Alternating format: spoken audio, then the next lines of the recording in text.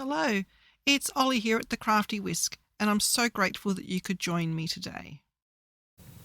Welcome to day 18 of the Uniquely Creative Advent Box. This is quite firm.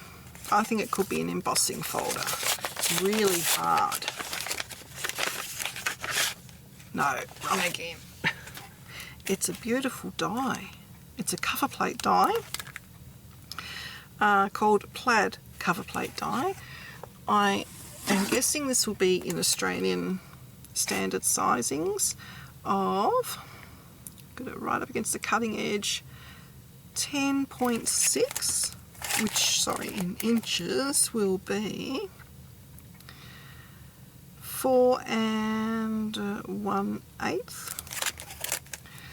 And then this side will be 14.9 or 5 7/8.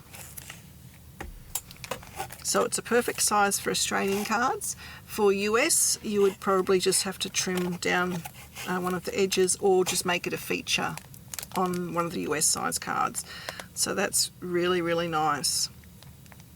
Alright, so join me tomorrow for day, where are we? 19.